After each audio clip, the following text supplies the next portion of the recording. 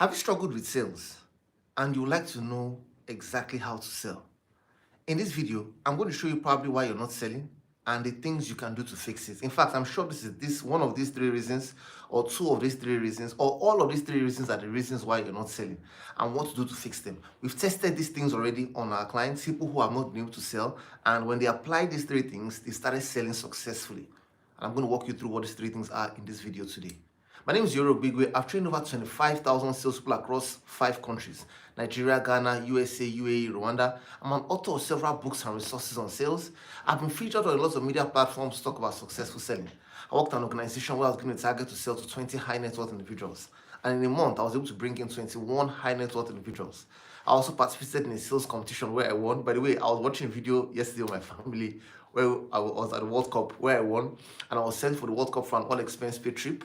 I also moved to another organization where I was able to double my portfolio by over 100% in just 11 months. I'm CEO for UltraVantage. Our specialty is in sales force management. This means we work with sales teams, we work with organizations, the CEOs, so we help them optimize their teams, so we help them get results in record time. So ladies and gentlemen, let me tell you why you're not selling. Let me tell you why sales may have been a struggle for you. I started out in sales and it was a big struggle for me. Big struggle. One of the things that inspired me to even go into sales was I used to, growing up as a child, my father would send me to the bank and I would see some of these sales guys in the bank. I would see them dressed sharp and they inspired me. They looked so attractive. And my father being a medical doctor, he would always come. I'll see him coming home every evening with his suits like this, always well dressed, always shirt starched, ties knotted. My father was a perfect gentleman. He is a perfect gentleman. So when I finished from school, I decided, you know what, let me get a job in the bank as well, because that really inspired. I was already looking at that life. I used to hear stories about targets. Targets were very tough. Targets were very difficult. It was impossible to meet them. There were lots of stories about the kind of targets we used to have here in the banks many years ago. But I thought to my heart, I said, you know what, let me even just go and see it for myself. Because something happened when I was in secondary school. In secondary school, there was a particular exam, we called it joint promotion. There were some seniors who used to threaten us and say things like, you think JP is a joke? You better stop, you better be reading your books. They used to threaten us a lot. When we wrote JP, it was not a big deal, we passed it. They threatened us again. You think SS class is a joke? Chemistry is a joke? We entered chemistry. We did all the tests. We passed it. They threatened us. You think JAMB is a joke? You think JAMB is a joke? When we got in, we wrote the JAMB. We passed it. So over time, I got to realize that people tend to make things bigger than they really are. So when I wanted to get a job, and I said, let me go for the banking. Let me go for sales. And I heard about the targets. For me, it was just another threat, like it was in secondary school. However, when I got in, I struggled. I couldn't make sales. I thought selling had to do with how well you can speak. And this takes me to my first point, ladies and gentlemen. 3 reasons why you're probably not selling. Number 1, your mindsets. Your mindsets. You cannot approach selling with the same mindsets you had before you got into selling. It's a totally different way of thinking. Most people don't even have that mindset from birth. Their background, their home, their culture, many things are anti the mindset that you need to sell successfully. So you can imagine how shocked I was when I got into sales and I realized it was a struggle. But I didn't even know the mindset was the problem. I stumbled on this principle one day. The day I struggled in my location, I was being told, you know what, this location at Papa is the problem. Move to VI. If you get to VI, you will find HNIs to sell today. At Papa, there are no HNIs here. I moved to VI and I was looking for HNIs. I decided, I was one day going, I was somewhere on Adiola, Hopewell, on my way to see a prospect when I realized that I didn't have my forms complete with me.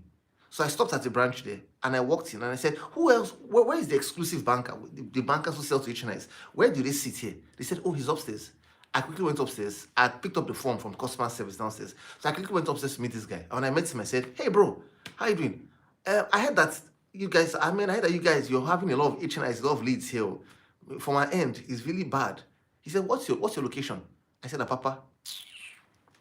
He said, in our location here in VI, we've been told to go to Papa because Papa is where the real opportunities are. There are no opportunities here. Ladies and gentlemen, my location was saying the opportunities were in VI. The VI guys were saying the opportunities were in my location. I knew from that day that the problem was not the location.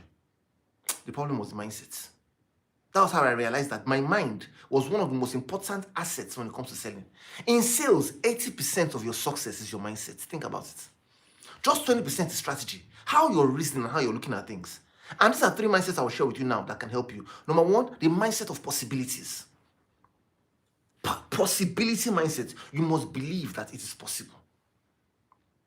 You see, sometimes you hear things like believe you can do it, believe. But you see, believe is a verb. It's something you must do. It's not something you just sit in your mind and say, I believe. There are things you do to trigger and help you believe. One of the things you can do to help you believe is affirmations. What you say to yourself. When you start to talk to yourself and say to yourself, you know what, I can sell. I love to sell and I can sell. I can sell. You schedule a time and you say these things to yourself so that you can correct the wrong mindsets you have about selling. How do you know you probably have the wrong mindset? By the results you're currently producing. If the results are not right, the mindset is not right. So you have to humble yourself and realize that, see, my mindset is wrong, and start to make corrections. And thank God, I came across the principle of affirmations, which I'm telling you to do right now. I started to say these things to myself every day. I can sell. I can sell. And how did I say it every day? All I needed to do, every morning, I would walk from my parents' house to the bus stop to join the staff bus. While I'm walking to the bus stop, I'm saying it. While I'm standing at the bus stop waiting for the bus to arrive, I'm saying it. I can do it. I can do it. So I had about 20 minutes every morning to spend time to talk to myself that I can do this thing. The second mindset is a mindset of service. Mindset of service. When you sell, you are not trying to collect money from someone. When you sell, you're not trying to meet your budgets or meet your targets. When you sell, you're trying to help people. You're trying to help someone. It's not until you have exchanged money from somebody before you know that you have sold. In reality, of course, in the line of work, the money must be exchanged. But generally, you are already selling. If you wanted to get into, if you went to the market and you were negotiating something, you sold. If you wanted to get a seat and you found a way to get a seat for yourself first before the next person, you probably already have sold. If you persuaded your spouse to marry you, you sold. If you made your parents believe that you're a good child and they've not disowned you, you have sold yourself successfully. So everybody is already selling. You are already selling. You are already a salesperson. Identity is more powerful than ability. So make up your mind and understand that you are already a salesperson. So there are things you must do now. Realize that you are serving. You are helping people. The more I get my products and my service to people, the better their lives become. Whatever it is you're selling, you need to know that that product exists because it's solving a particular problem for people. You are now a vessel and a channel, think of a boost, like an ad. When you boost an ad online and it starts to go to a lot of places, you are like that booster that makes it possible for that service or product to go to a lot of people. You are going to take it to your contacts. You're going to take it to your world. The owners of these products, they will not have had access to your world. Maybe to your parents, your family, your friends. They may not have had access to them without you. So you are the channel to take that solution to the people that you know. That is how you must see selling, for you to be able to sell effectively. As long as you are thinking about yourself and not more than you are thinking about how you can help the customer, it will be difficult to sell. Take the eyes off yourself. Take the eyes off your reputation. And focus on how you can help other people. Prevent them from suffering. Because products solve problems. And problems cause troubles for people. The third mindset you want to have is mindset that selling is a gift. It's not a gift. Some people think that the more you talk, those who sell are those who have the gift of talking. No. Selling is not talking. The more you talk, the less sales you make. Selling is listening. I was shocked when I found out as well. It's not those who have the gift of gab that sell the most. I've seen people who have the gift of gab. They can sway a conversation, toast the fact. They can toast ladies very well, but they can't toast a lady to paying for their products or service. Because it's not a gift. It's a skill, and it's something that you learn. Because there are components of selling, like persuasion, you learn it. Listening, you learn it. Communication, you learn it. Presentation of the products, you learn it. Building rapport, you learn it. So to sell successfully, you must have a desire to learn more. There must be a desire to listen to materials like this to improve your ability to communicate value effectively. The second thing, I said number one, the first mindset, possibility. service greets. It's not a gift, rather. The second thing is your skills. There are skills that are stopping you from being able to sell effectively. There are people from the before they even meet a prospect, they've already failed. And that's the mindset issue. Some, by the time they've met the prospect, the first word that come out of their mouth, they say the wrong thing, or they say it the wrong tone of voice. Or even when the prospects, when they've said the right thing, they didn't say the next thing correctly. So the point is, there are skills you must learn. Part of the skills, number one, communication skills. In communication skills, you need to understand that the proof that you have communicated is not that you have spoken. The proof that you have communicated is the fact that the listener has acted on what you have said.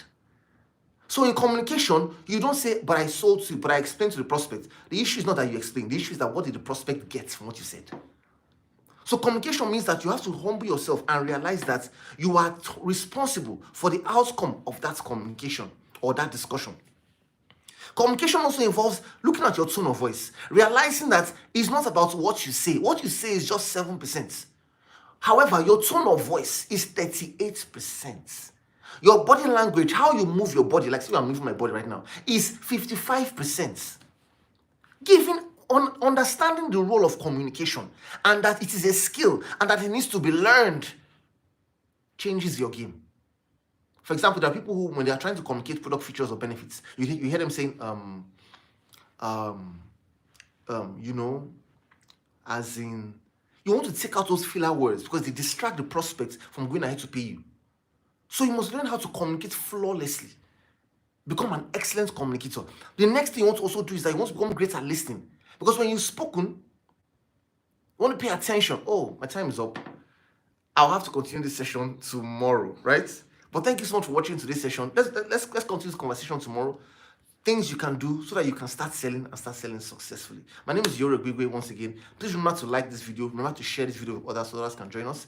I'm going to drop another video for you to watch here, pending when you join us for tomorrow's session. I look forward to seeing you in the next video. Talk to you soon.